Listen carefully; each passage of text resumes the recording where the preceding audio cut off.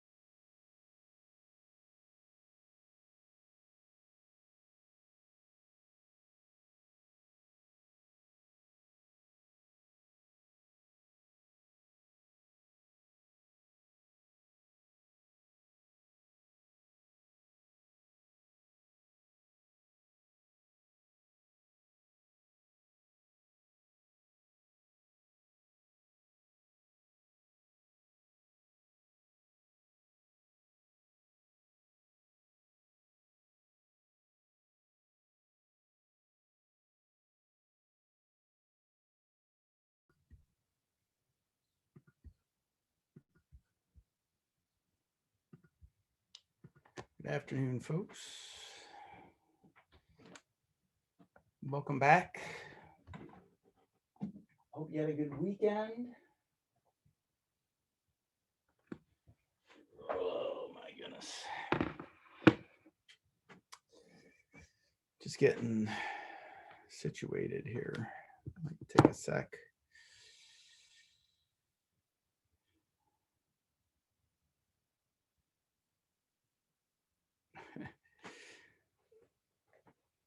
I'm trying to think if I did anything exciting over the weekend. Oh, my daughter came down.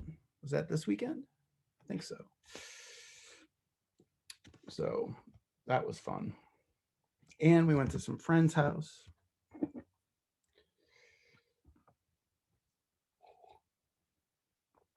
Anyway, all in all, not a bad weekend. Well, hopefully you had a good weekend.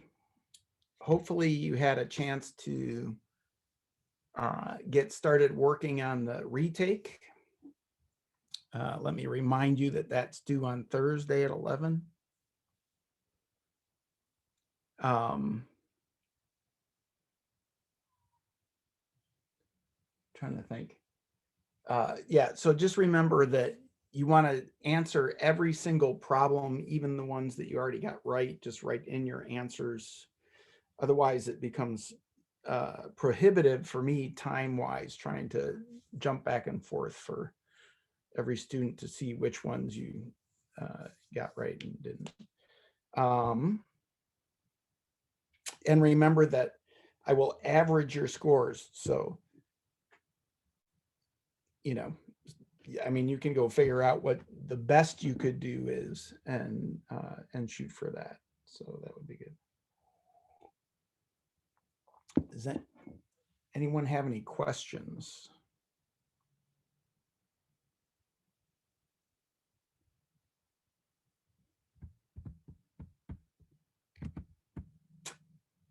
Okay. Anyone have anything fun and exciting happen over the weekend? And look, by fun and exciting, I mean, you know, taking our dog to the park is an exciting event in these COVID times. So that's kind of what I mean when I say fun and exciting. So, and I mentioned that because we just took our dog to the park right before. Oh, let me also remind you that I am having office hours if you want to stop by, 3:30 to 4. But it's at a different Zoom link than this class, right? It's at that homework Zoom link that I sent out. In any case, feel free to stop by then. 3:30 to 4, Monday through Thursday, or after class would be fine. Okay. All right. Well, I'm going to start talking unless someone asks a question or tells us a story. You could tell us a story about what you did this weekend. That would be all right. Me and my friend got Sonic. What happened? Me and one of my friends went to Sonic and got some ice cream shakes.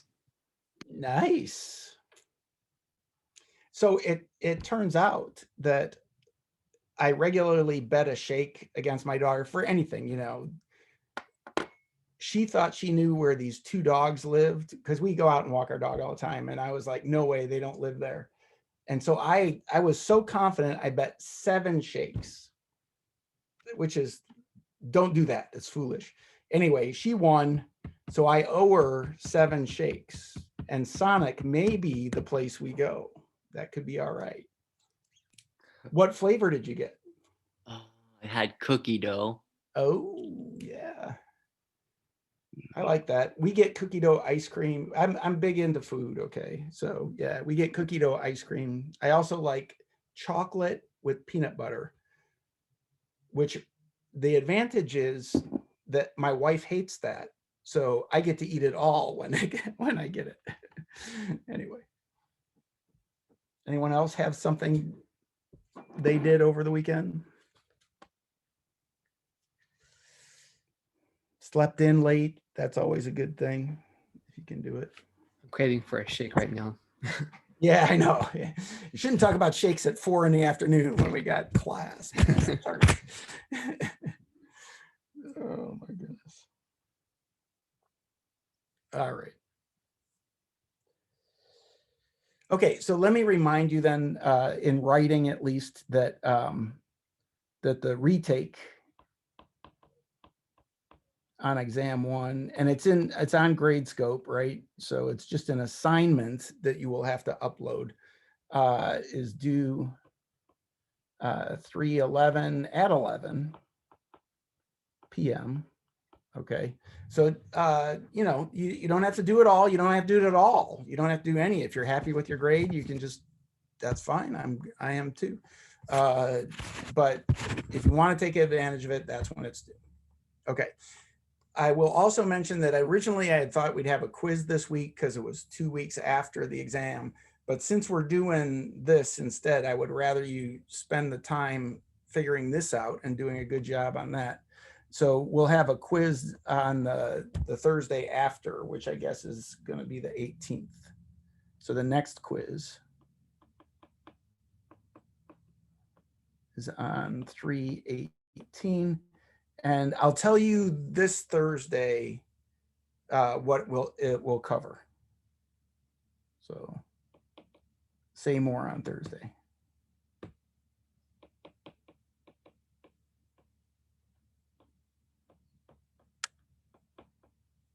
Okay.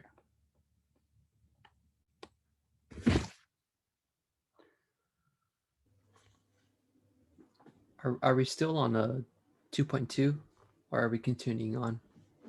We're going to cover at least 2-3 today and maybe move on to 2-6. We're going to skip a couple sections.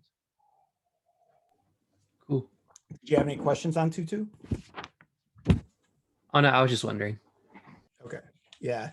I kind of, yeah, we're done with that. So and let me remind you what we thought about, right? Last week. So last week we did matrix algebra.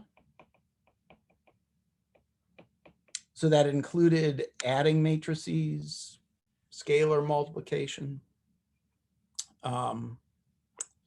matrix multiplication, and there you saw some differences between matrix multiplication and just multiplying numbers. So, and then we also talked about, that was one thing we talked about. Then we also talked about inverses, right? What they were, right? So A is invertible. If, first of all, what kind of matrix does A have to be if it's invertible? Anyone remember?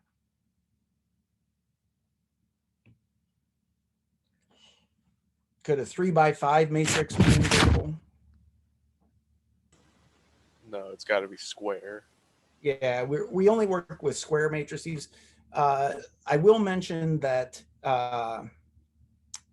some people talk about left invertible and right invertible for like 3x5s and things like that. But in this class, we won't have any reason to. So be aware that that's there. But when we're talking about invertible matrices, they'll always be square. So inverses. So recall that if A is an n by n matrix, that's supposed to be two n's, by the way, n by n matrix. So it's got to be square. It's invertible if there's an n by n matrix C with AC equaling the identity, n by n identity, and that equaling CA. So that's what we meant by invertible. And we found an algorithm, right?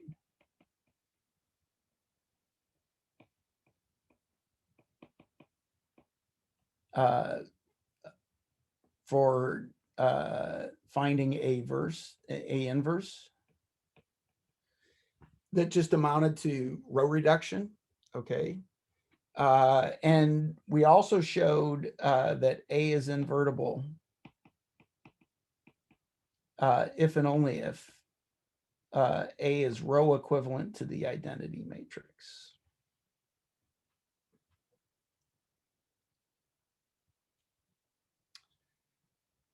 So we did lots of things like that. In fact, we know how to find inverses of 2x2s. We know exactly when a 2x2 is invertible in terms of this determinant, this AD minus BC nonsense, right? Lots and lots of stuff. This last bit here is nice because we say these two statements are equivalent. They're equivalent in that if one is true, the other one is true. And if one is false, the other one is false. So they have the same truth value. Like if you've ever had, propositional logic, if P then Q sort of stuff, then these two statements always have the same truth value. If you have to take discrete math, you'll talk about weird things like that. Okay. And section 2.3 is this on steroids, okay? This is like the first in a series of equivalent statements about invertible matrices. So it's long, it's a mouthful, it's a page full of statements. So 2.3 talks about the invertible matrix theorem.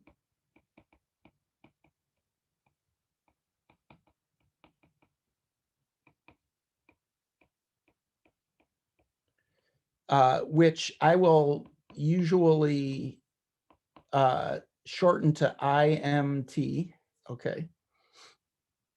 And as with any theorem, you start with hypotheses, okay? You start with assumptions, things that you're given, okay? So let A be an n by n matrix, so it's going to be square. The following statements are equivalent.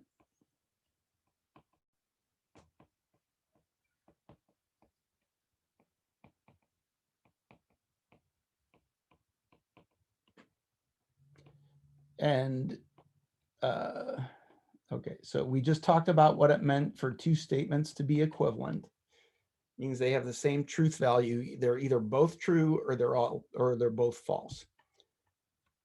Well, this is going to be a list not of two statements, but this is going to be a list of 12 equivalent statements, 12 ways of saying the exact same thing. Okay, so it's A through L. So shake your hand out, right? Because get ready to write. It's going to be long.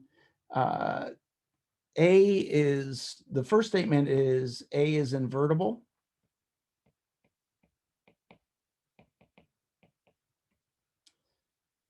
The second statement, B, is A is row equivalent to the identity.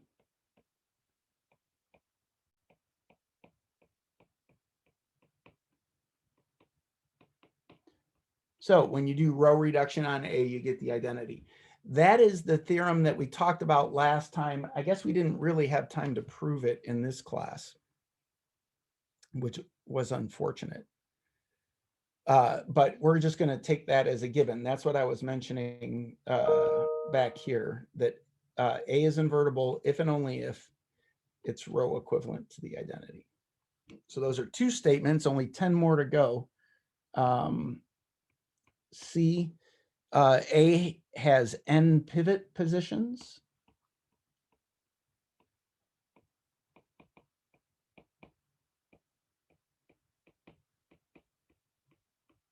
So this is not surprising in the sense that a lot of what we do, we relate to pivot positions, right? So there's a statement about invertibility and having n pivot positions. The next statement is the equation AX equals 0 has only the trivial solution.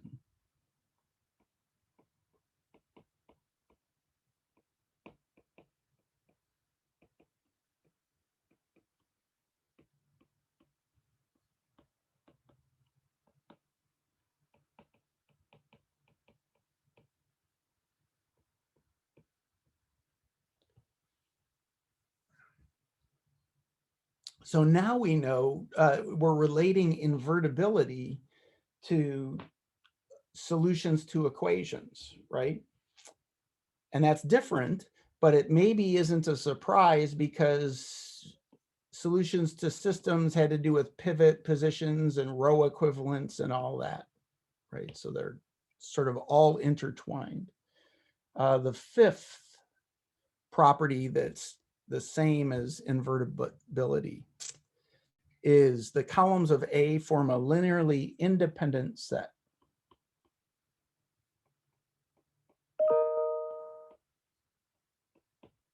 Let me finish writing this. The columns of A form a linearly independent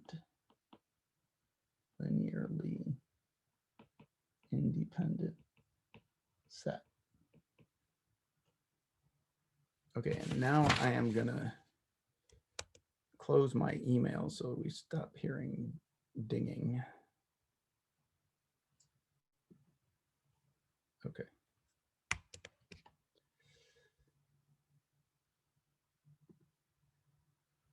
And I'm going to pretend I need a new share because anytime I come back, it's just, can you see it or no? I can't see what you see. You got it still? Okay. But I really can't. So I'm going to do 2 new shares so I can see it again. I know there must be if I were more tech savvy, I'd know how to bring the picture back. But I'm not. So there you go. Okay, so that's 5 things, D, E, F. 6th thing that means the same as invertibility is the linear transformation x to ax is 1-to-1.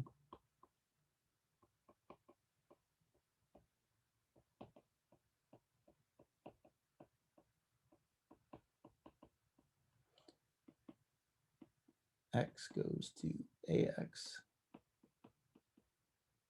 is 1-to-1. So now we're talking about linear transformations as well. And then G,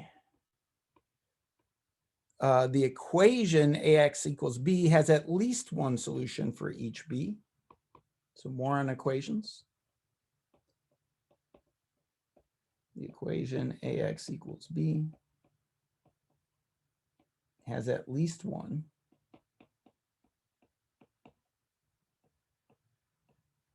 solution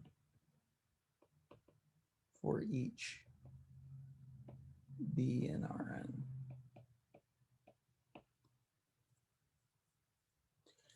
Then H, the columns of A span Rn.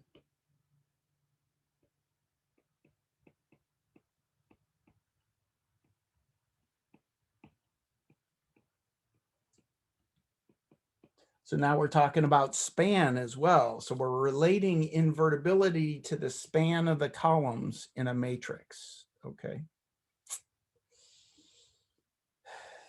We'll talk about linear transformations again. The linear transformation, x to ax. So the linear transformation, x goes to ax is onto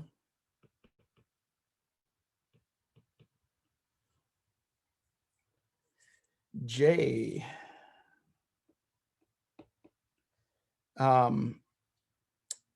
There's an n by n matrix. So there's an n by n matrix C such that, I got to get this right. CA equals the identity, the n by n identity. K looks a lot like J. It just changes the position of this other matrix and it calls it D instead. So it's almost identical. There is an n by n matrix D with AD equaling the n by n identity. And lastly, A transpose is invertible.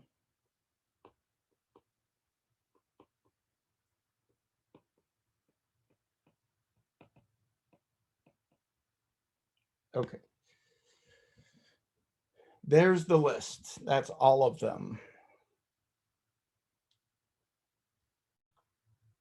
Any one of those things, if you know whether or not any one of these is true, you know whether or not all of them are true, right? So if the transpose is invertible, then the linear transformation x to ax is 1-to-1. Okay. And in fact, all of these are true. As soon as one of them is true, all of them is true. By this, on the same hand, on the other hand, or whatever, I don't know. By the same token, if any one of these is false, all of them are false. So it's just lots of different ways to determine if a matrix, well, lots of different properties. It's just how a lot of properties are intertwined, and you can see that nicely in this there. Okay, so what I would like to do, I'm going to prove some of these are equivalent just to kind of demonstrate the strategy and the reasoning behind it, but we won't prove all of them are equivalent. I don't know if you remember or not, but oh no, we didn't do it in this class. Oh my goodness. In order to prove the first two are equivalent, you really have two proofs. You have to show that if it's invertible, then it's row equivalent to the identity. And you have to show if it's row equivalent to the identity, then it's invertible. And it turns out that showing that if it's row equivalent to the identity, then it's invertible takes a lot of new ideas that we just didn't have time to discuss. Okay, so let's take a look at the proof of this. Here's the proof. And the fact that A is equivalent to B, sorry. What just happened? There we go. Okay, A is equivalent to B, talked about.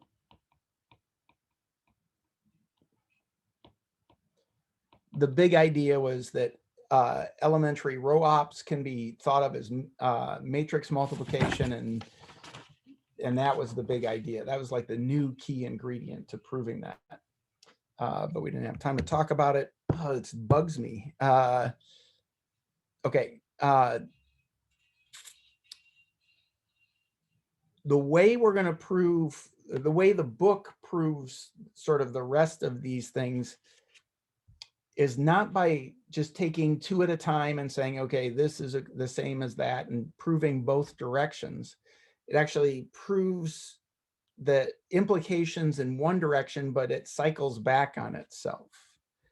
So, so the next step is, now we're going to prove that A implies G. Now, what the heck was G anyway? G is that this equation has at least one solution for every B. I didn't mean G, I meant J. I'm sorry. Let me erase this. I couldn't read my own writing. So A implies J. Then we'll prove that J implies D. Then we'll prove that D implies C. Then we'll prove that C implies B.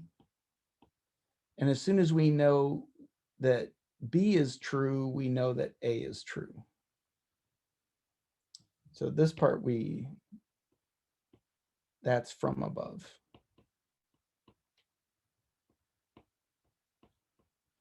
That part we're just already accepting as true.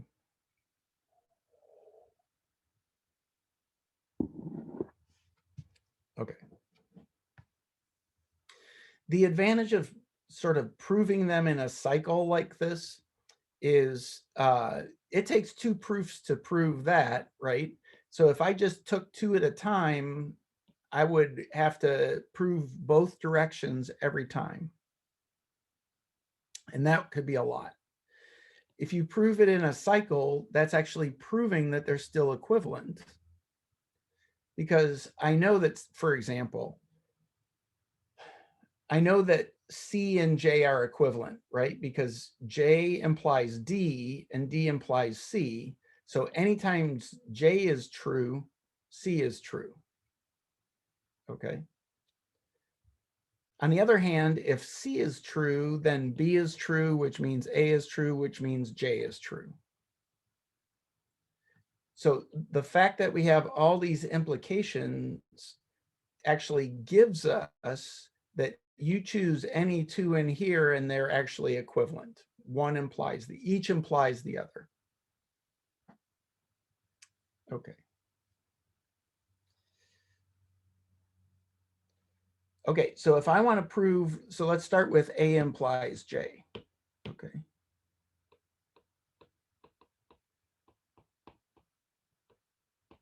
the first thing I have to do is go back to my theorem and say, what in the world is A and what is J?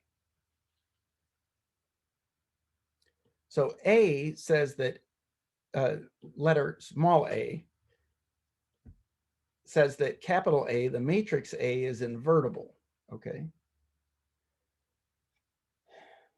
J says there's an n by n matrix C such that CA equals I sub n.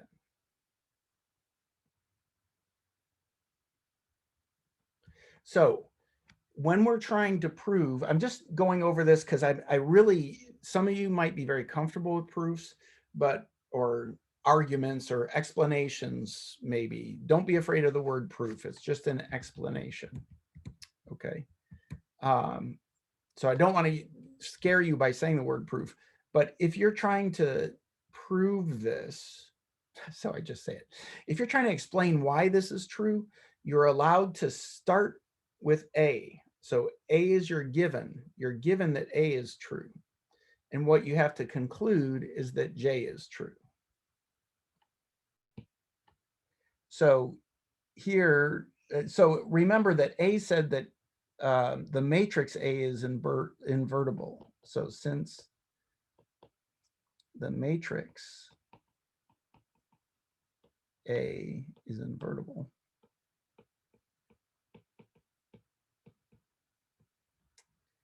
and now you go to what you want to show, right?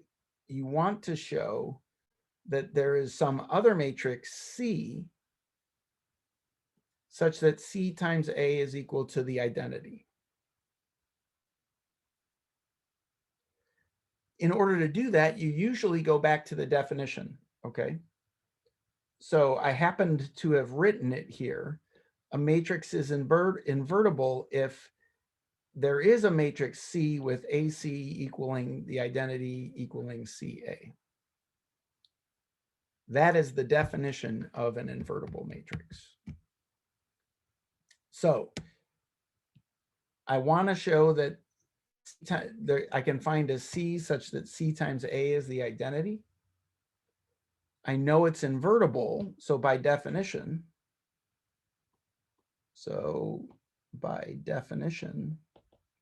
of invertibility, of invertible,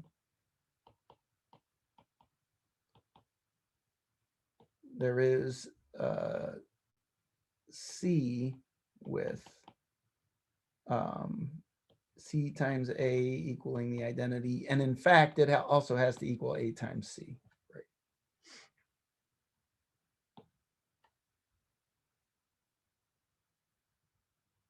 And that's exactly what we wanted to show. Actually, that's more than what we wanted to show, right? All we had to show is there's a left inverse of A. There's some matrix, if you multiply it on the left, if you multiply A on the left by it, you get the identity. The definition tells us not only does it left multiply to give you the identity, it also right multiplies to give you the identity. So the definition of invertibility gives us more than we need for J to be true.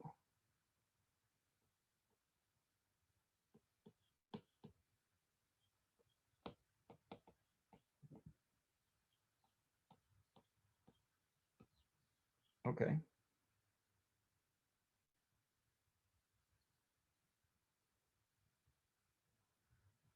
And that tells you that whenever A is true, then J is true.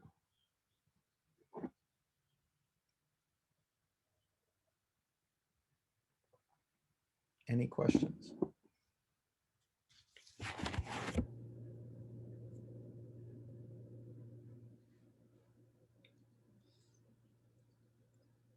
Yeah, so I'm going to tell you, like when you're trying to argue or explain things, especially, well, whatever, I'm just going to tell you, you have to justify your statements. And one very valid justification is by definition, right? So I just run into my book and I look up the definition of invertible, and lo and behold, it actually tells me that J has to be true, right?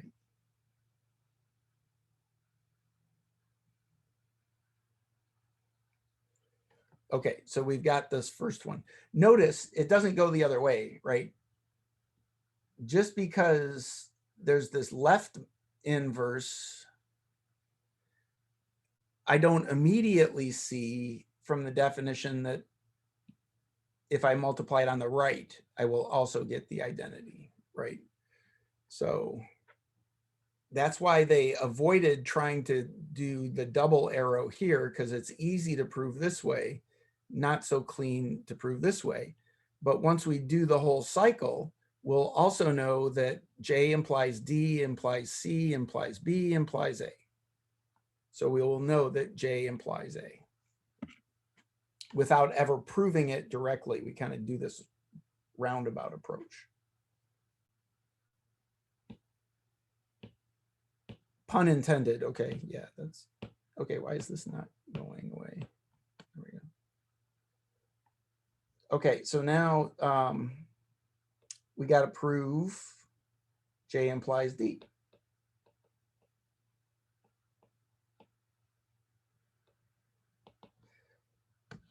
So again, we're going to go back to the statement, right? Or the statement of the theorem. J is this statement that says there is an n by n matrix such that CA is the identity. D is the statement that the equation has only the trivial solution. So somehow we have to relate a statement about matrices multiplying to the identity to solutions of equations. And we actually did that with inverse when we were talking about inverses. But what we're allowed to start with is that there is this matrix C. So there is a matrix C with, let me see how that C comes first with CA equals the identity. We got to show D. So we got to show, wait, is that what it is? Yeah, D. We have to show that the equation, the homogeneous equation AX equals 0 has only the trivial solution. Okay. So I'm going to let Y be any solution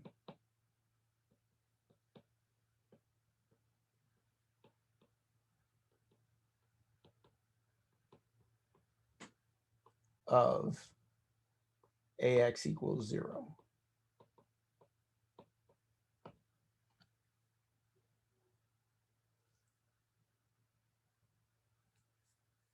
So pop quiz, first pop quiz. What does it mean for me to say that Y is a solution of this equation?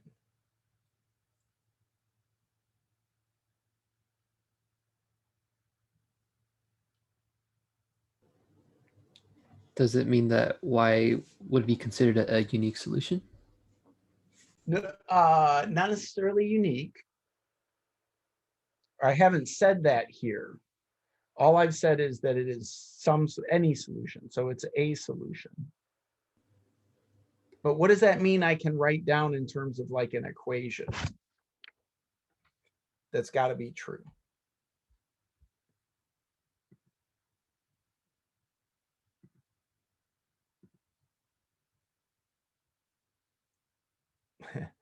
In the span. Yeah, let's not talk about span either. Just you guys are working too hard, I think. All I mean is if it's a solution, what happens when I plug Y in for X? I get 0 out, right? So if Y is a solution, then I know A times Y equals the 0 vector. That's what we mean when we say Y is a solution. This is very similar to saying, 3 is a solution to X squared I got it. Minus 2x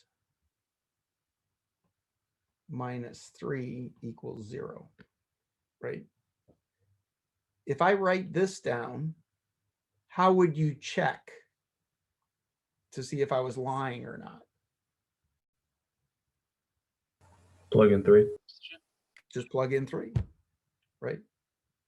So for me to say that 3 is a solution means when I plug it in for x, I get 0 out.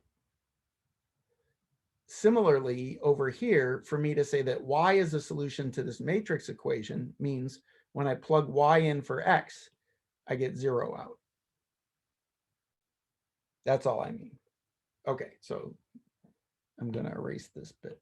That was just to relate it to something you already know. Okay. Okay, so I got two things. I know that C times A is the identity. And I know that A times Y has to be 0. What do I want Y to be if I want to prove that D is correct? Let's go back and look at D. D says the equation AX equals 0 has only the trivial solution. Oops. Over here, I said let Y be any solution. What do I have to show Y is in order for D to be true?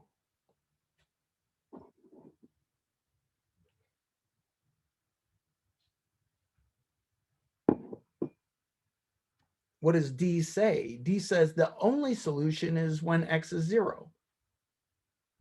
So over here, I'm saying let Y be any solution. I got to show that Y actually is 0.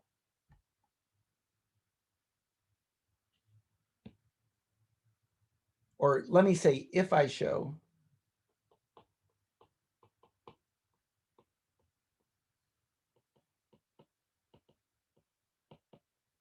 then I'm done. Then D is true.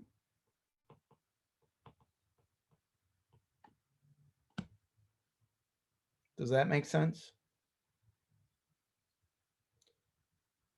Let me run through the logic one more time.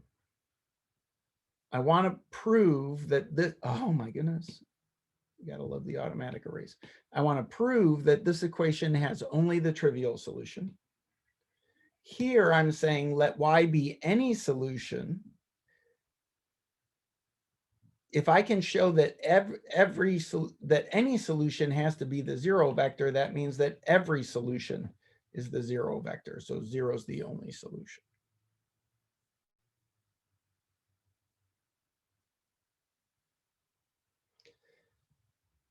So maybe I should just point out, this is what I know. This thing. This is another equation I know is true.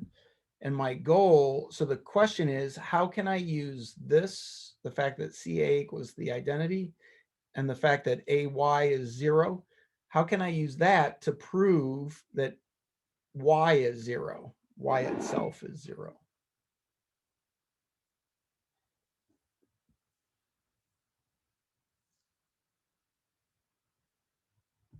Well, if these were numbers, I would say divide by A. Okay. But with matrices, we're not allowed to divide. What do we do with matrices to get rid of a matrix in one side of the equation? Can't divide by it, but we can multiply by the inverse, right? Well, we don't know that this is invertible yet, but we do know there is this matrix C that if I left multiply A by it, I get the identity, right? So in order to do this, I'm just going to take, oh, that just stinks. Why did it do that? Why can't you just be together? Oh, well. Okay, so let me just move everything up. This is horrible. Nothing's connected.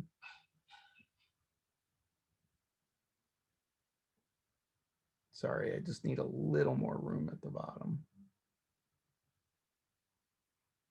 Okay.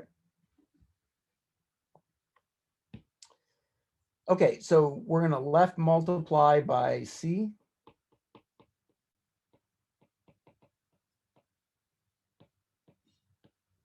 And I'll get C times A Y, not X, my bad.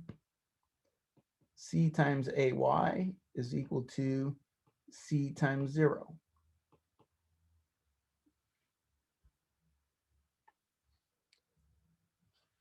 But what's any matrix times 0?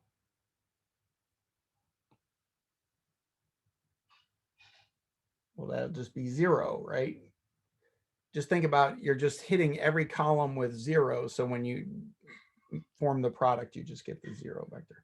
Now, what about this left-hand side? This is CA times Y by associativity, right? But what is C times A?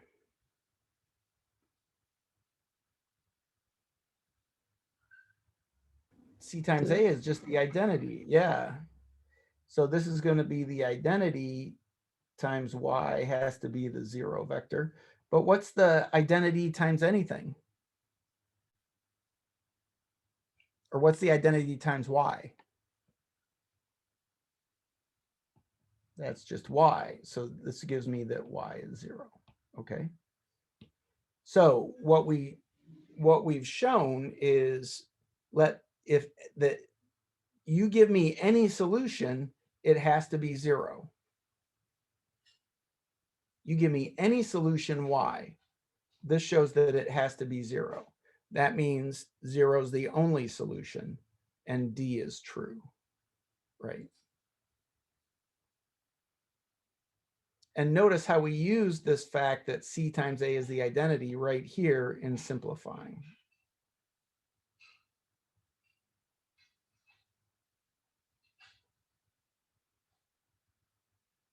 Any questions about that?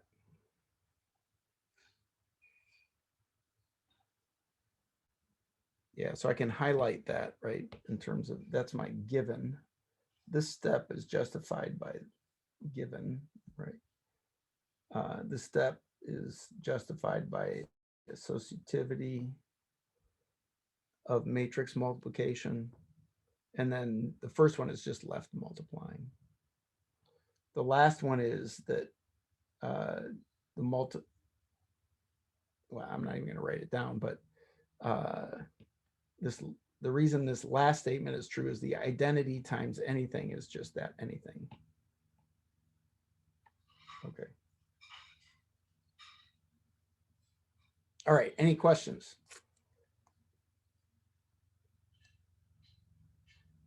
So far, we know that A implies J and J implies D. So in fact, we also know that A implies D, right? Just by repeating the arguments.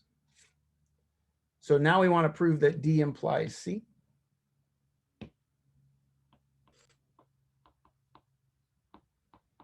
So I just want to go back to the statement of the theorem and figure out what D and C are. So D is the equation AX equals 0 has only the trivial solution. C is A has n pivot positions. Okay. So we want to use the fact of this fact about solutions to equations to say something about the pivot positions in the matrix A. This should not be surprised, right? Because what are the 3 possible solution sets for a linear system?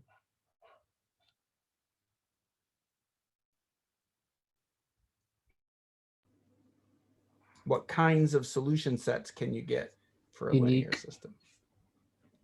Unique solution. Yep, that's one. Infinitely No many solution. solutions and then no solution. Yep, exactly. And we know how to talk about each of those in terms of pivot positions, right? In terms of pivot positions for your matrices or pivot columns of your matrices and things like that.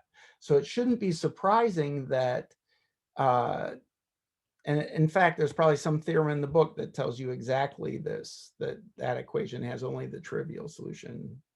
Actually, not the pivot positions, but that's what we want to prove. Okay, so so we know, whoops, we know D. We know that the homogeneous equation AX equals 0 has only the trivial solution.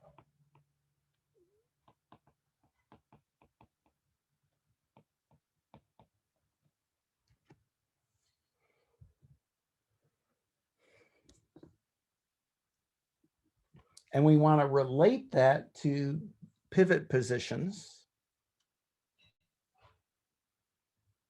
And maybe we could use pivot columns.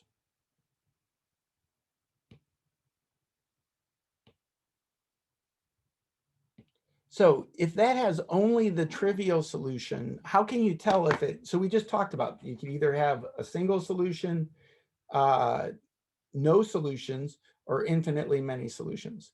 In this case, we're told we have a single solution.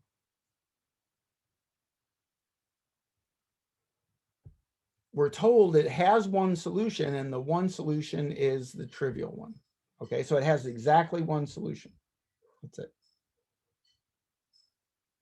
What does it mean about the columns of A if this matrix equation has just one solution?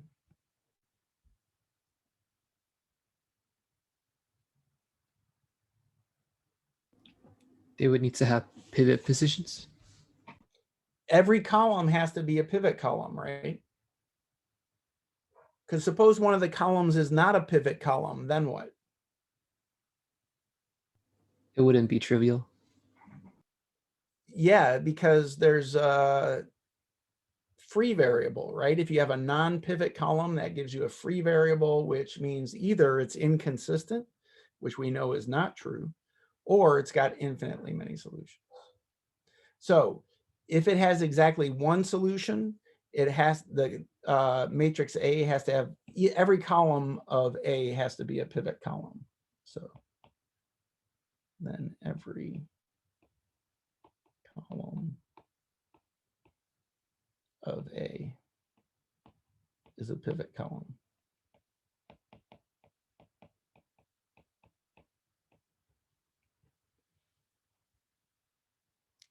Well, how many columns are there?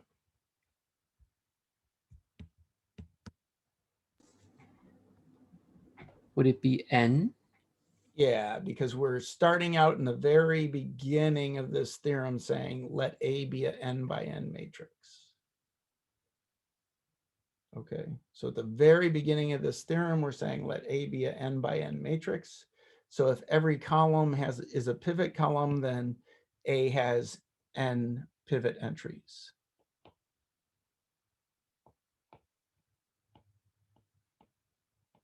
Or let me just say, not then, let me say since A has, so since A is n by n, it has n pivot positions.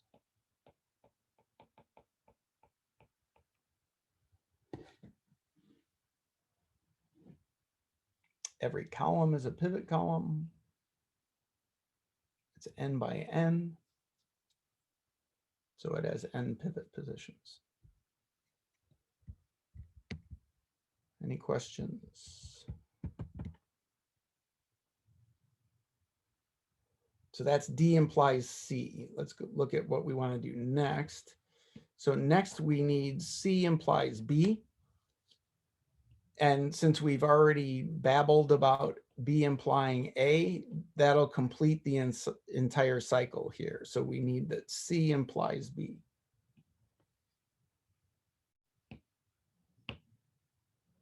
Okay, lastly, we need C implies B. And now I'm just going to go back and remind myself what B and C are. Okay, so C we have just been working with. C is just the statement that A has n pivot positions. B is the statement that A is row equivalent to the identity matrix, the n by n identity matrix. So we have to say that A having n pivot positions implies that A is row equivalent to the identity matrix. Okay. And we're allowed to assume that A has n pivot positions.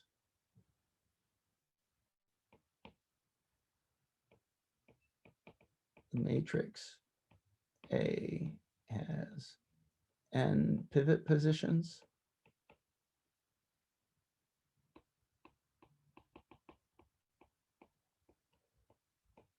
And is an n by n matrix.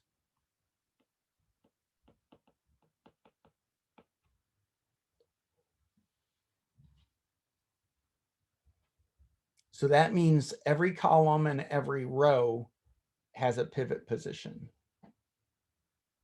right? It's an n by n. It's a nice square matrix, and it has n pivot positions. So how can you get the n pivot positions to in echelon form? Where do those pivot positions have to be?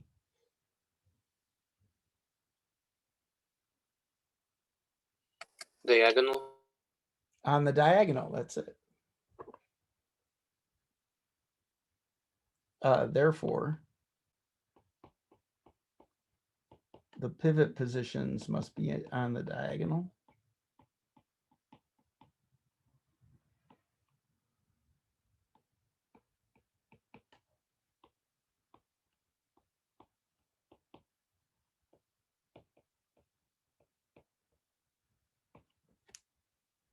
And let's just think about it, right? Because what happens in echelon form, I think I'm always backwards, so I'm going to do it this way. So in echelon form, the pivot positions, as you go down, they move to the right, okay?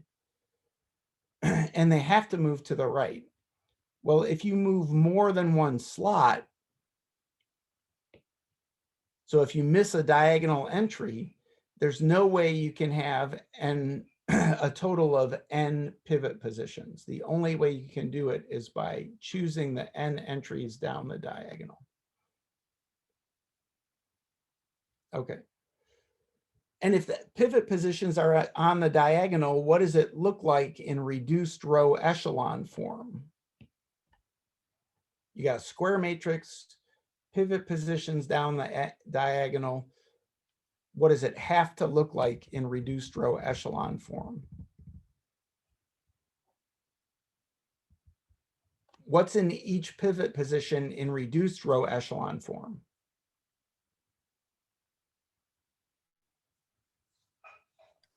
Ones. Those, yeah, they're all ones, right? So that means you'll have ones down the diagonals and zeros everywhere else, and that's just the identity. All the pivot positions are on the diagonal. So when you put ones in all of those and zeros everywhere else, you just get the identity matrix. And A is row equivalent.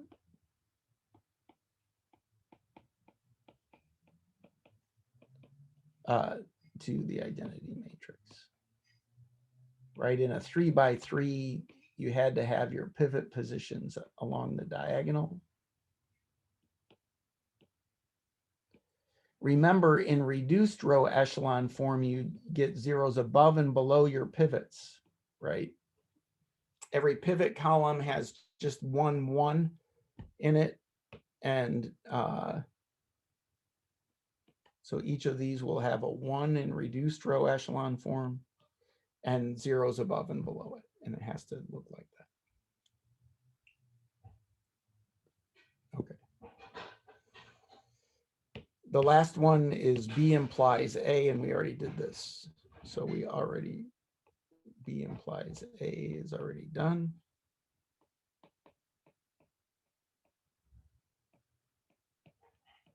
And we have now concluded this cycle, which means A, B, C, D, and J are equivalent. So far,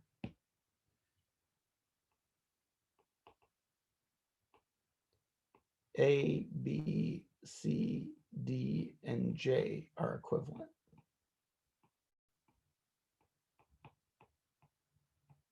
They mean the same thing. They have the same truth value, however you want to say it.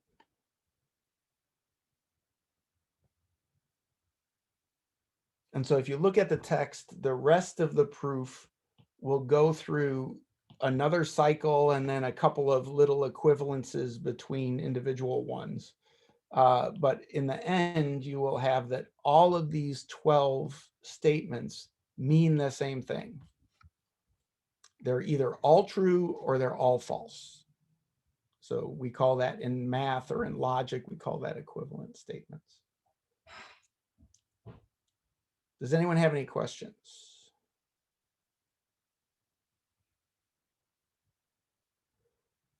Okay, let's take a 5-minute break and we'll come back and do some examples with this now that we know all that stuff. Welcome back, folks.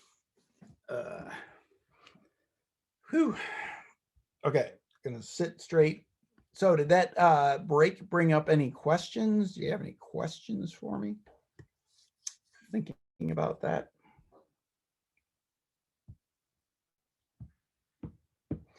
Yeah, it's a little bit intense. This is a different type of section in the sense that it's a little more theoretical, not a whole lot of computations, okay? What I'm gonna do now is a couple of examples showing how you can use the invertible matrix theorem to, I guess, argue that certain properties imply the other. Again, this is not a calculation. This is more of an explanation. So it's going to be important to keep track of what information you're told and what information you're trying to deduce. Okay. Just like Sherlock Holmes. Okay. So don't think of it as math. Think of it as a mystery. Okay. That's there you go. All right. Let me do a couple of examples. Start with this one. So if E and F are n by n matrices with EF equal to the identity, then E and F commute.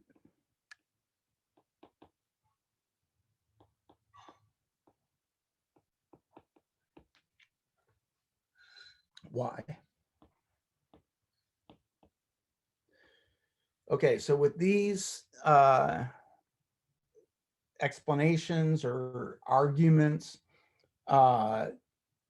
it's important to keep track of what you're given.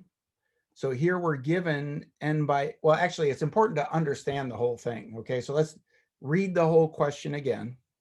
So I'm given two matrices, E and F. They're both square, all right? And their product is, well, E times F is the identity.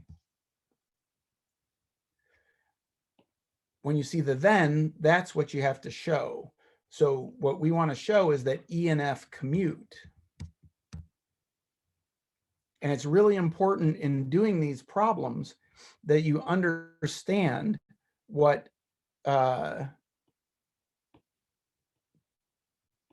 everything means. So what does it mean for two matrices to commute?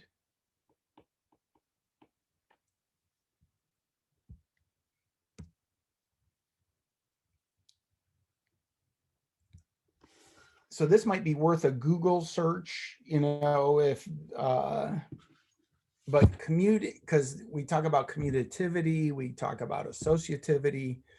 Commutativity is the one where it doesn't matter what order you multiply them in. So i.e., I got to show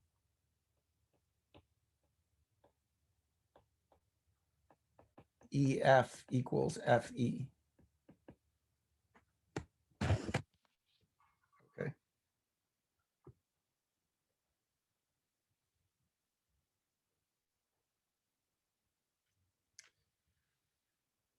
Okay, and what we're gonna do is we're gonna use the invertible matrix theorem. So that's way back here, right?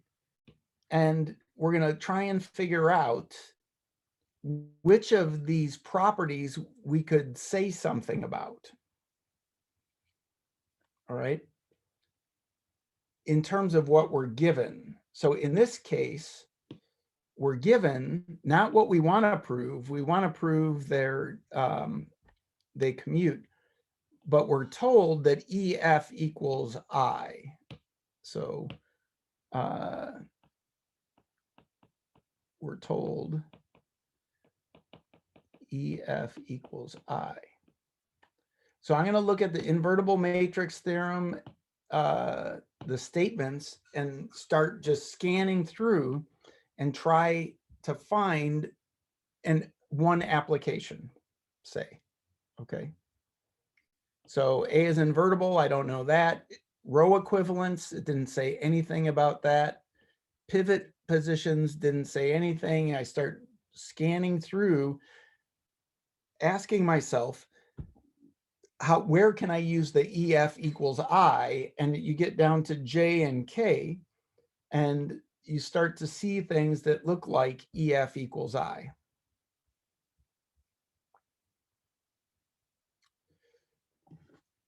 So if we were to apply, say, J to this, what can we conclude? Now, here's an important aspect of like trying to use a theorem trying to apply a theorem to a given problem. The letters in the theorem are not the same as the letters in the problem, right? In our problem, we got E and F. There's no E's and F's in the theorem. So we have to make a substitution. We have to apply this theorem to the given situation, right? And in the given situation, what we have is E times F is the identity. So let's say I go back here and say, well, how does J apply to that? What's C and what's A if I want to apply J? C equals E or F.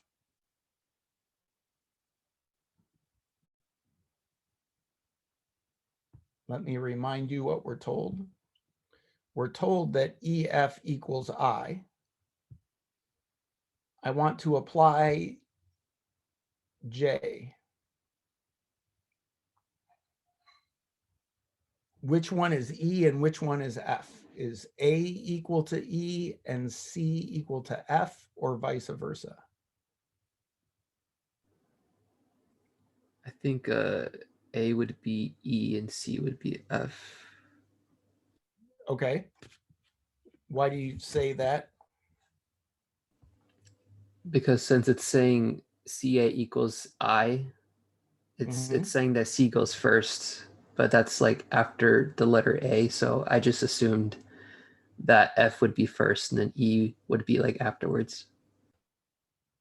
I don't know if that made sense, but that's what I thought.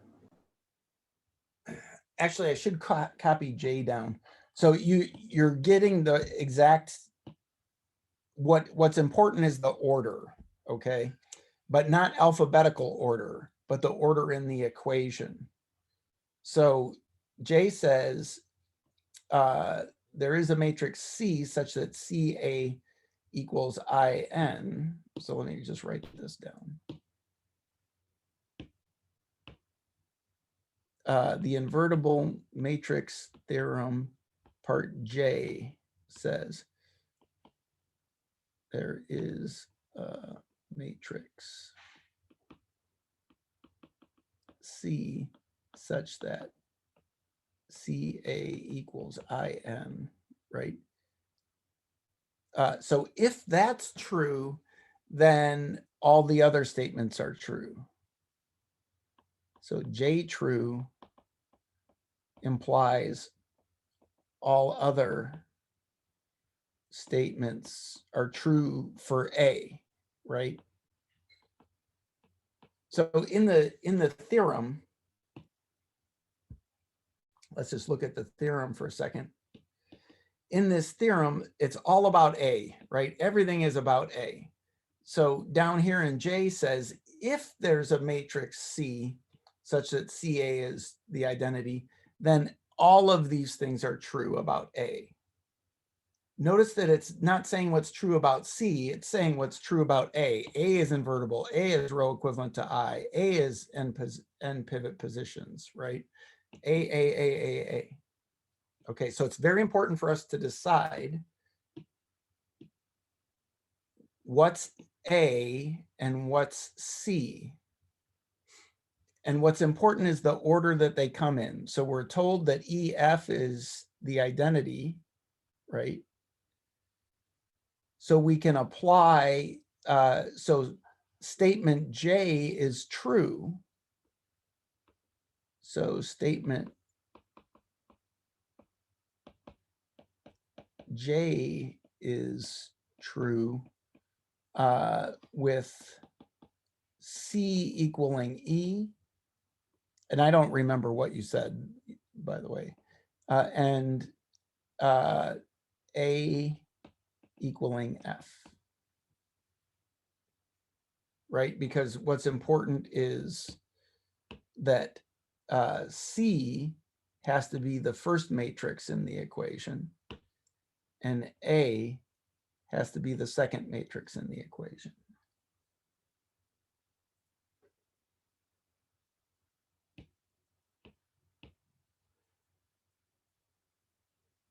That means all the other statements in the theorem are true about F. This means all other statements in the invertible matrix theorem are true about F.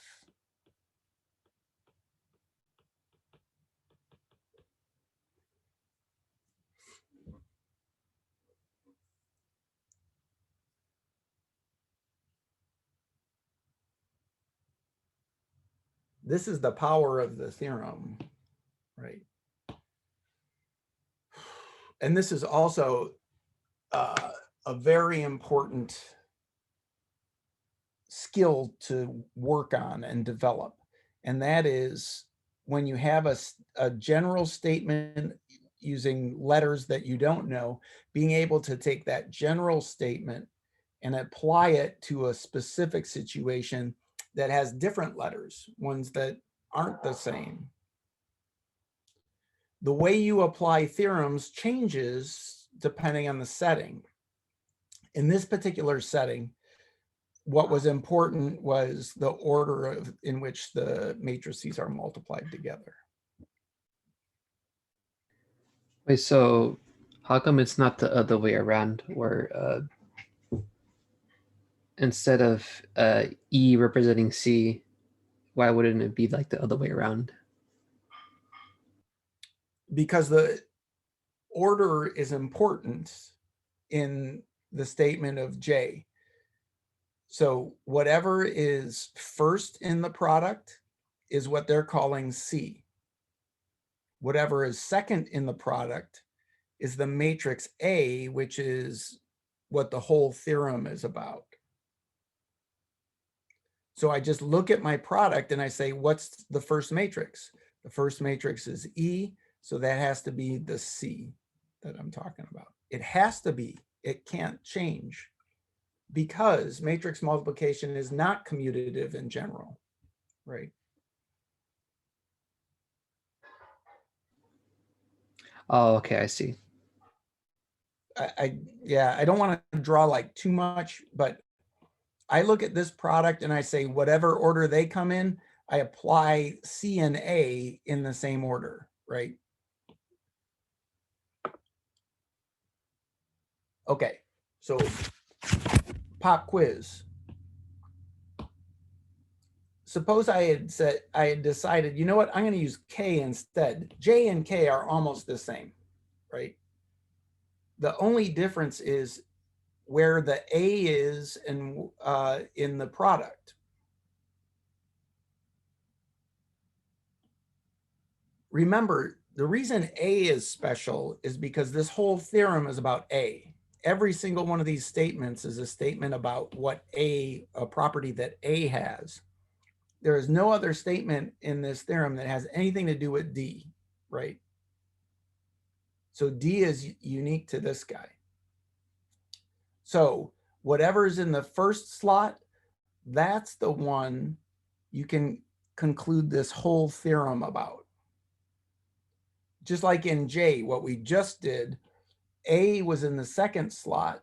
So that's the matrix we can conclude all these facts about. Oh, sorry. So pop quiz, how would we apply, let me write this down. This is a good pop quiz. Pop quiz. How can we apply the invertible matrix theorem part K to this problem?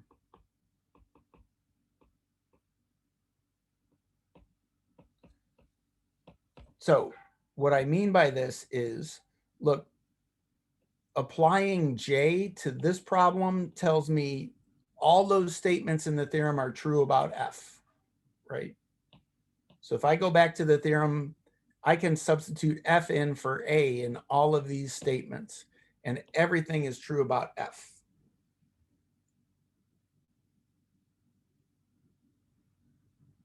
Now suppose I want to apply K. So there is a matrix D with AD equal the identity. If I'm going to apply K to this equation, which one is A and which one is D?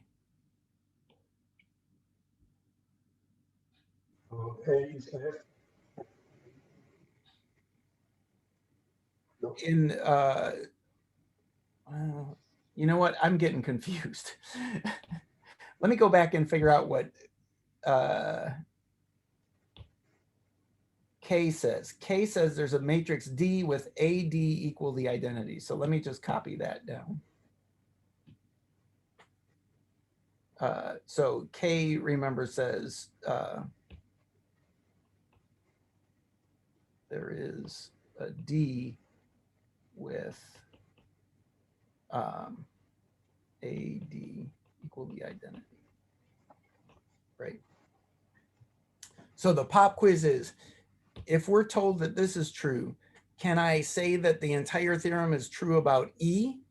Or can I say the entire theorem is true about F when I apply K to it? This one down here.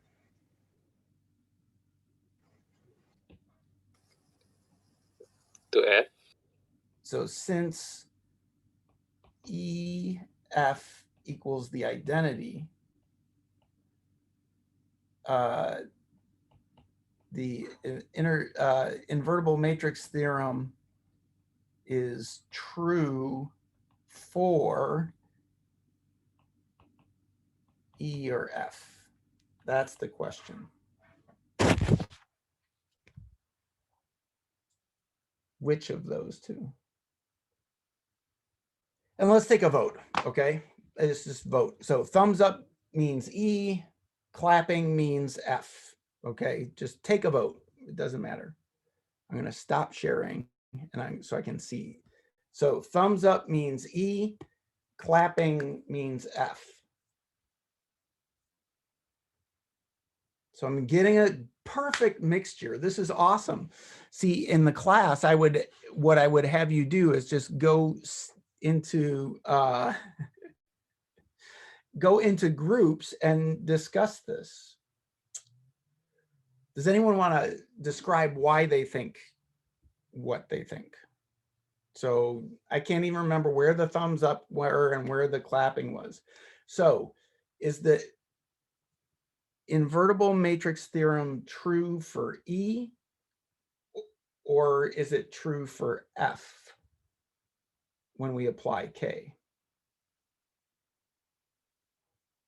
So you got to tell me if it's E or F that you believe, and then why. Oh, wait, I got chats. Let me see.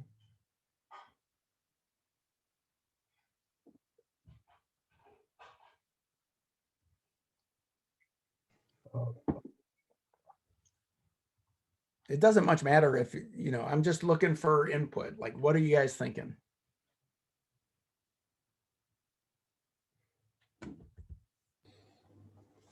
I can share the screen so you can see it.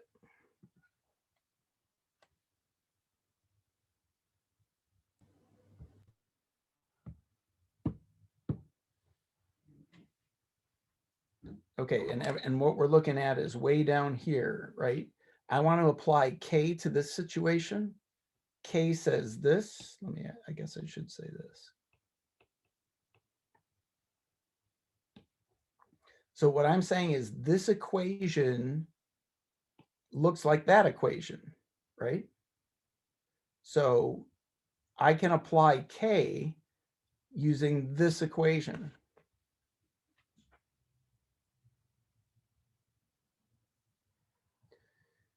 With K, the whole theorem is true for A.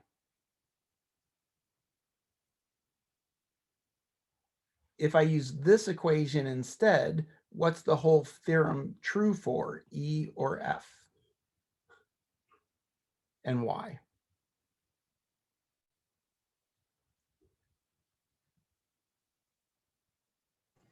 I mean, if is A in this equation, we're still talking about matrix K. So the whole theorem is about A, right? So it has to be true for A. I'm sorry, it was hard to hear. Mhm. I think your mic was a little.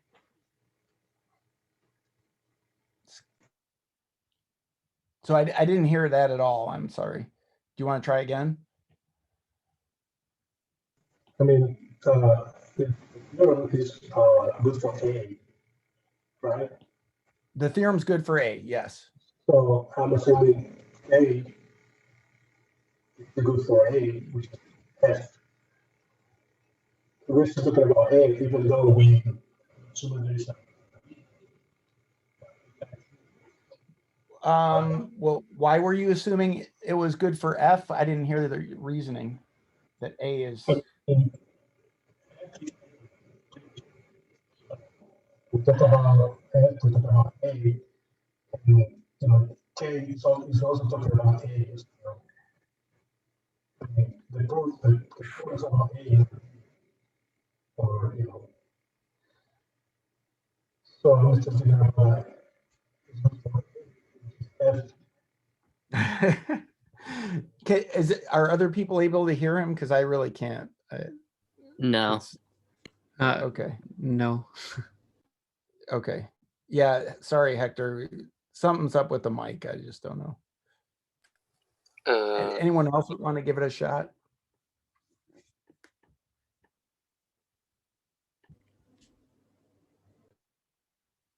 How about try typing it for Hector? Well, we have to move. I think that's okay.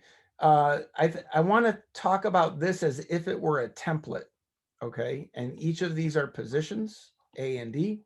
And what you have to do is copy and paste these guys into the template, okay? So what the theorem says is,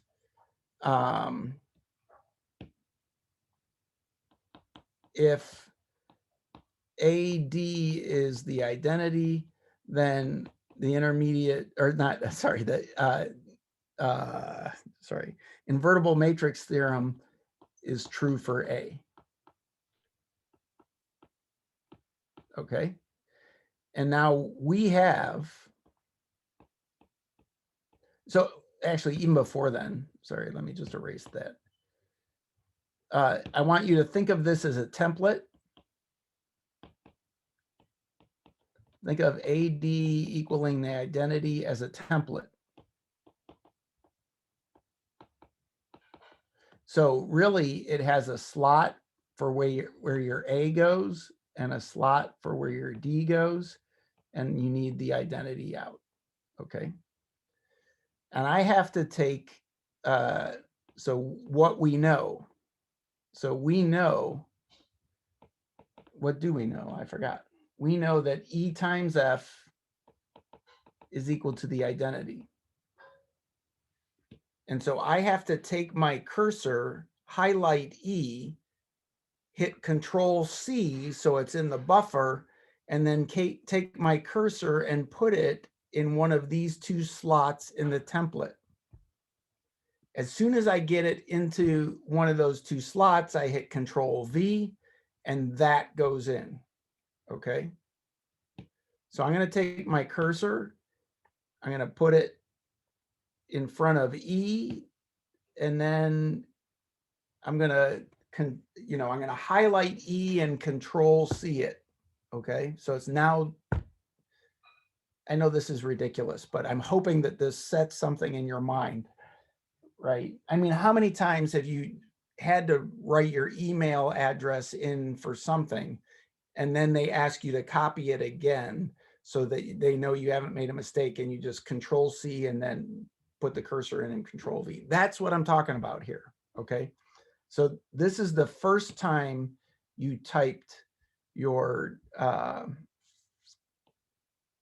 email address, and you got to put it in here. Now, whatever's first, you got to put in the first slot here, right?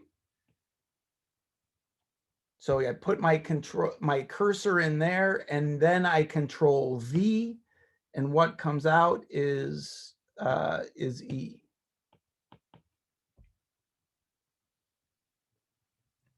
Then I take my cursor and I put it in front of the F and I drag it back across, right? I hit Control C. I then take my cursor and I put it in here and I hit Control V, and that just pastes the F in there, right? So that you get that. Oh. Was it, are you being sarcastic or was that really helpful? No. I think I get it now. Yeah. Okay. Okay.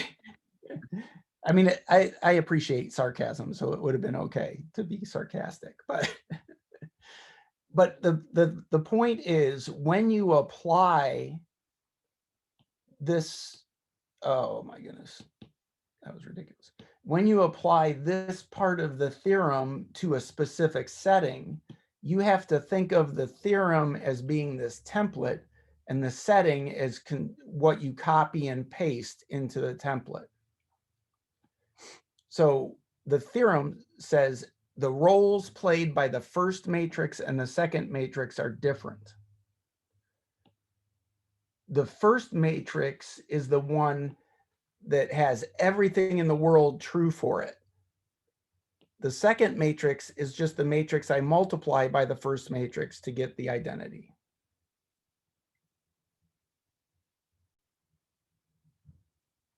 So what I'm trying to say is, if you think of it in terms of this template, the theorem is a template, and you want to copy this, highlight the whole thing, Control C, put your cursor in that box, that text box, Control V, it spits it out. Whatever's in that first slot plays the role of A. Whatever's in that second slot plays the role of D. Since the theorem is true for A, whatever's in that first slot has the theorem true for it.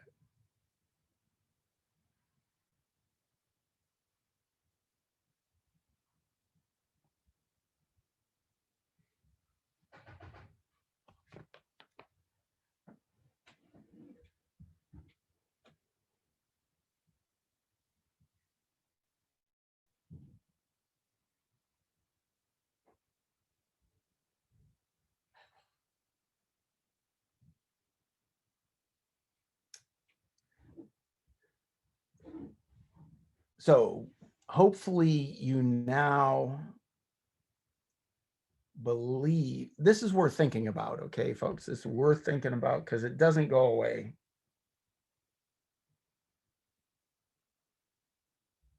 The theorem is not symmetric in these two matrices. What I mean by that is the roles of A and C are not interchangeable.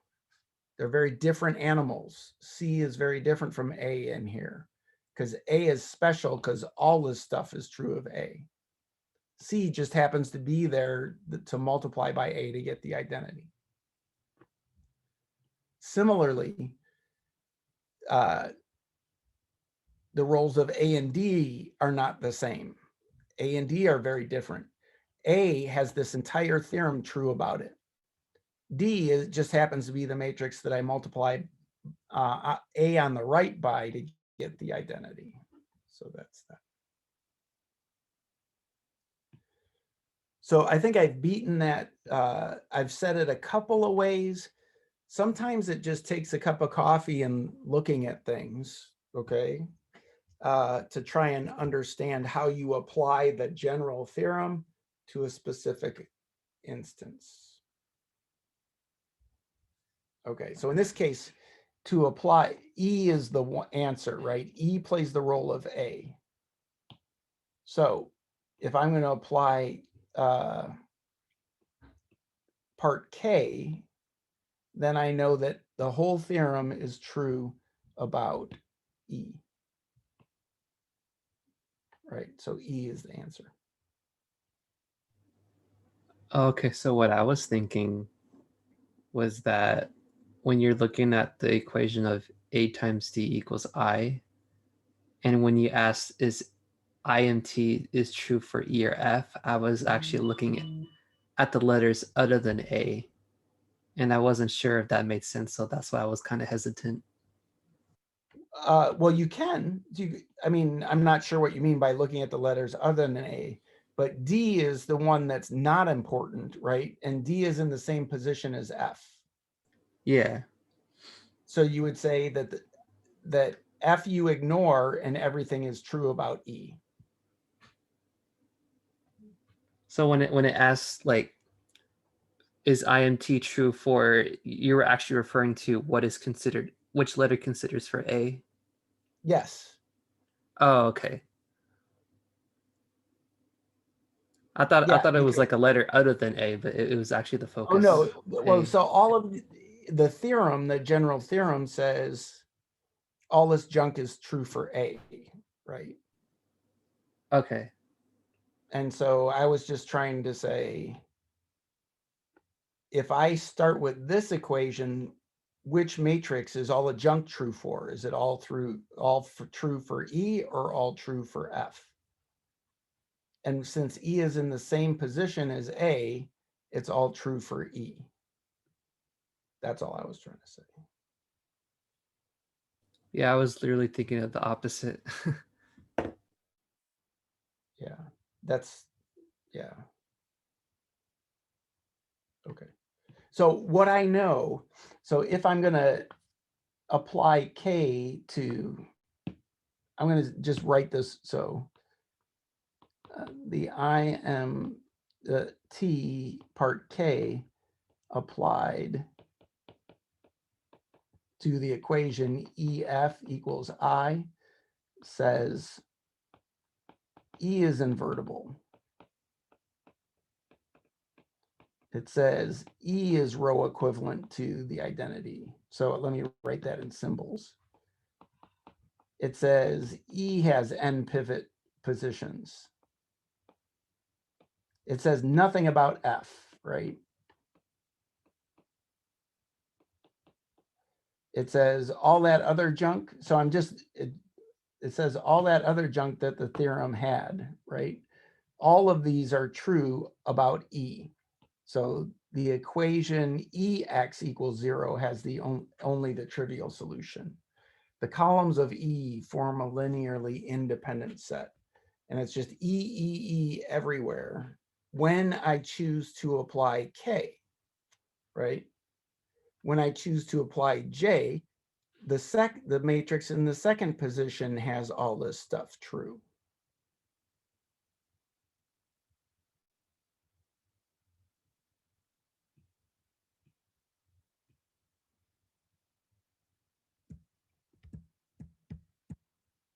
Okay.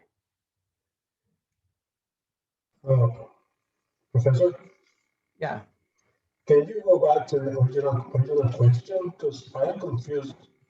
I'm confused about the way you stated the question as far as it commutes, but then I don't see anything about commuting here. Can you just rephrase the question again? Let me get a question for Jay. I really have a hard time here. Which question are you talking about? Are you talking about this one? We started with a question, remember? The very first question? That's this one. Yes, I mean, but what does that relate to J and K? Why was I looking at J and K? I mean, I thought we're trying to answer a question about The reason I'm looking at J and K is they have an equation that looks very similar to the one we're given.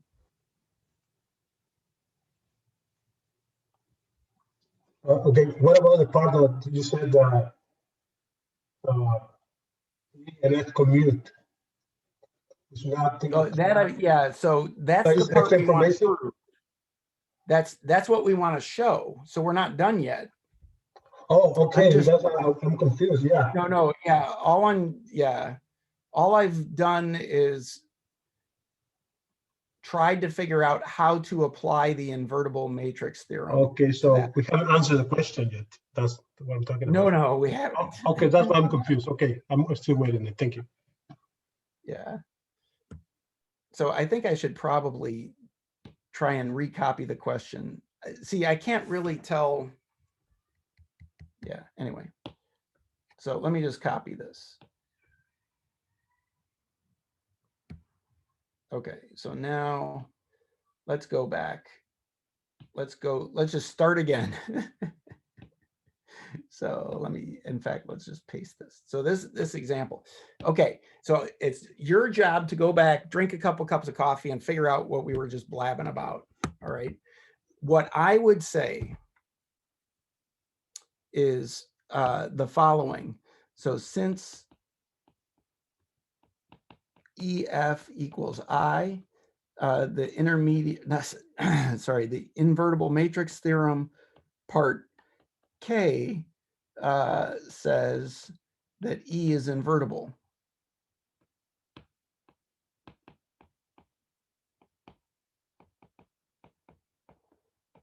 So what that means is E inverse exists.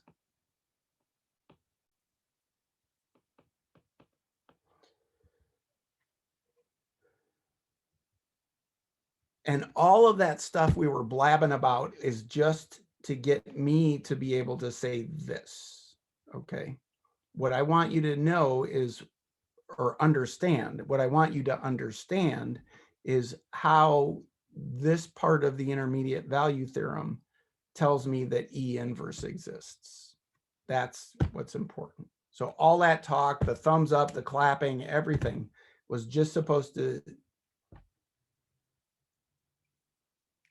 help you see how that part of the invertible matrix theorem tells me that E inverse exists. Okay, so that's it. So now I'm going to multiply, so left multiply by E inverse.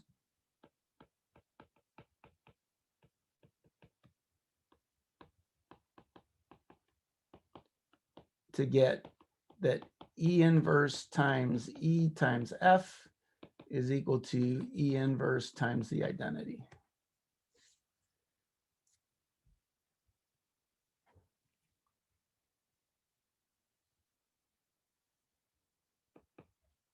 Okay, so now pop quiz. What's the identity times anything? Or what's E inverse times the identity?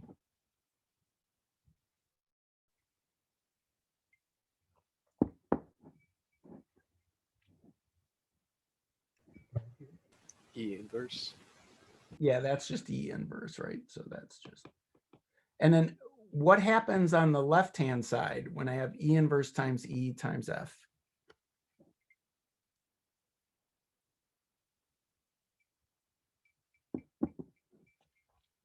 What is E inverse times E? The identity. That's the identity. And then if I multiply that times F, I just get F. Right? So that's just equal to F. Okay, now let's look at our goal. Our goal was to show that EF is equal to FE.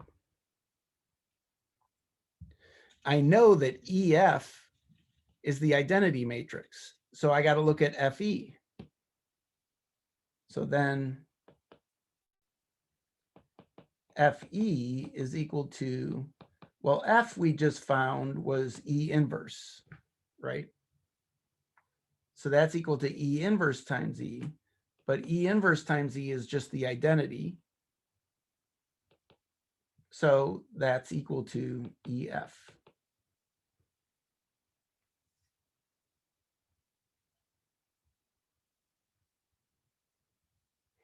So notice in this last statement here, I'm starting with the right-hand side and trying to make it look like the left-hand side.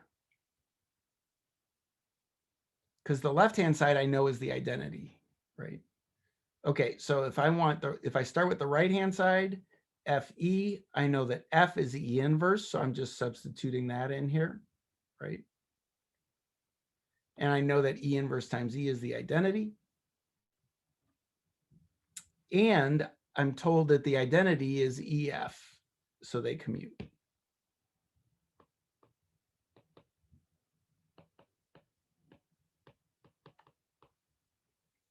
And we're done.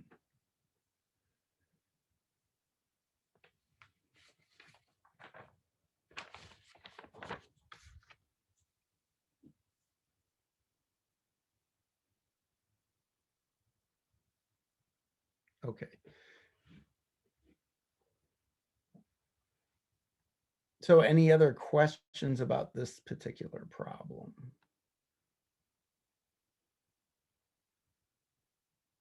I don't know what to do about all this. I do know that I want you to be able be able to understand that so right there. Or well, actually this part, this says, that's what I want you to understand. So tomorrow morning, right after you've had your first couple sips of coffee, go back over this, okay, and figure out why the intermediate value theorem part K says that E is invertible. So I want everyone to not just be able to write it down or regurgitate it, but to actually understand how you apply this part of the theorem to conclude that E is invertible. That's important.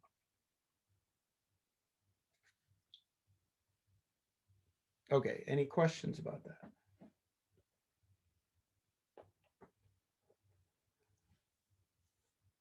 Okay, I'm going to do one more example since we have a little time left. Another application. So explain. Oh, I'm going to start with, well, no, A is n by n. Okay, so it's a square matrix. So explain why the columns of A squared span Rn whenever the columns of A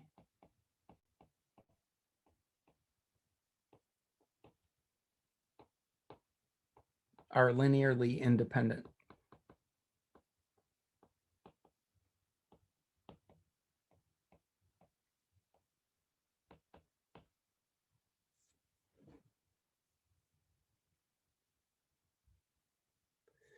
Okay, with these, you always got to read them 2 or 3 times, okay? You go through again. 2 things that are being used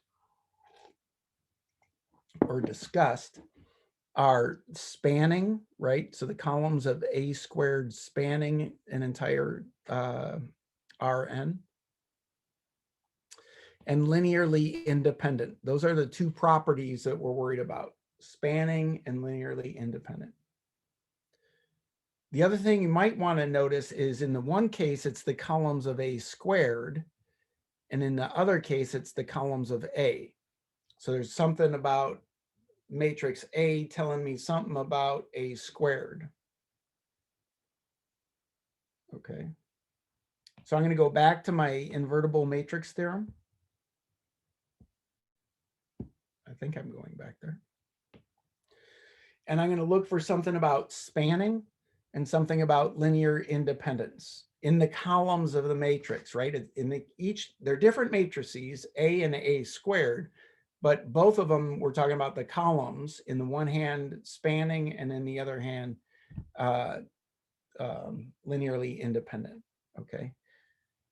And I start scanning through here, and part E says the columns of the matrix form a linearly independent set. So I know that linear independence, knowing linear independence means all of these guys are true, okay? And then I keep looking, and here I get down at H, something about spanning, right? So I go back to my problem, and both of those properties are in there, columns of A spanning and columns of A being linearly independent. And I have to ask myself, okay, what is it I'm given and what do I have to prove? So let me read it again. Explain why the columns of A squared span Rn whenever the columns of A are linearly independent. So what is it that we're allowed to assume? What can we start with? Is it the columns of A squared span that we start with? Or is it that the columns of A are linearly independent?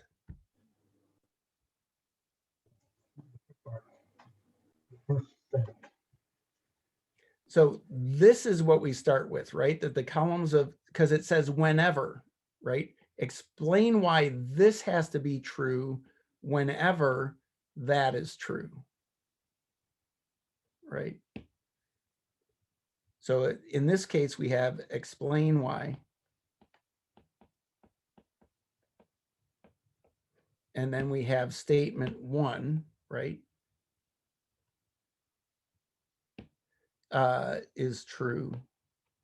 Sorry. Explain why this is true whenever this is true. Oh.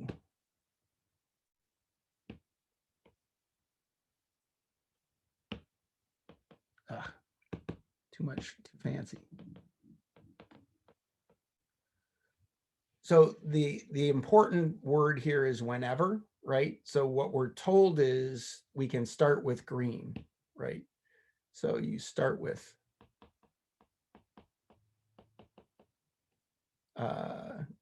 green, which is, oh, I keep messing up. You start with green, which is the columns of A are linearly independent.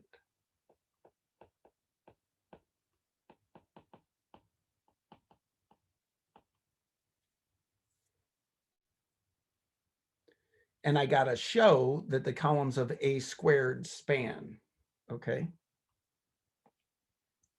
Okay, so I'm just going to write this down because we don't have much time.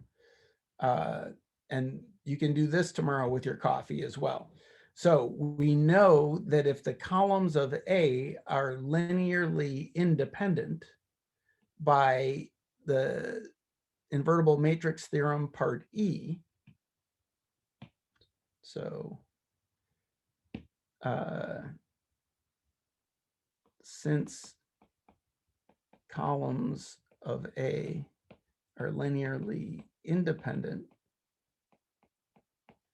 the invertible matrix theorem part E shows that A is invertible.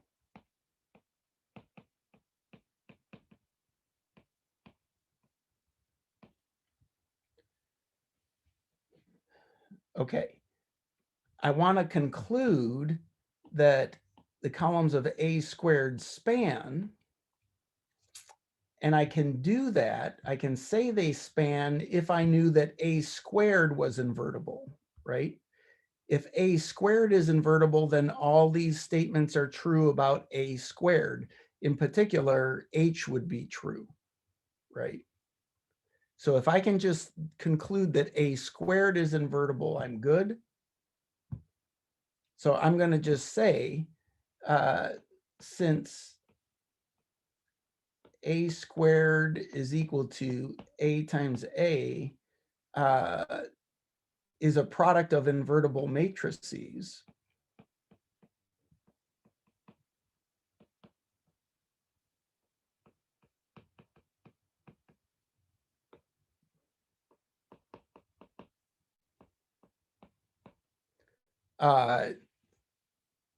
it is also invertible.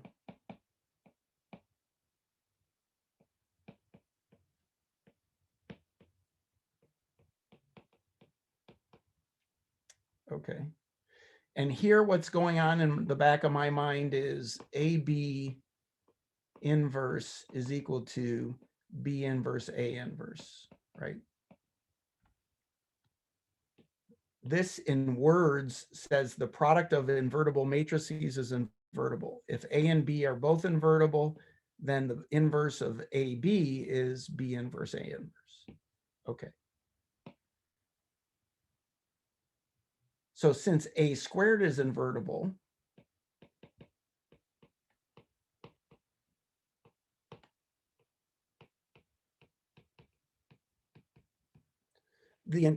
all of the conclusions of the invertible matrix theorem are true.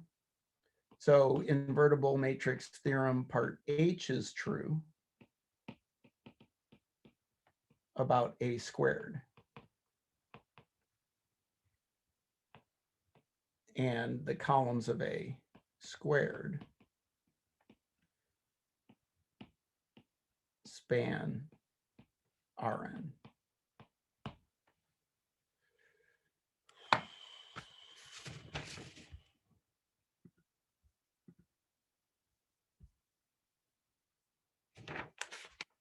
Okay. Any questions about that, folks? Thanks for sticking with me. This is heavy duty stuff. So do your exam, the retake, but also sit down with some coffee and think about this stuff. It's very abstract and different from what we've been doing. Okay. All right. Well done. We'll talk to you guys on Thursday. Have a good evening. Thank you, Professor.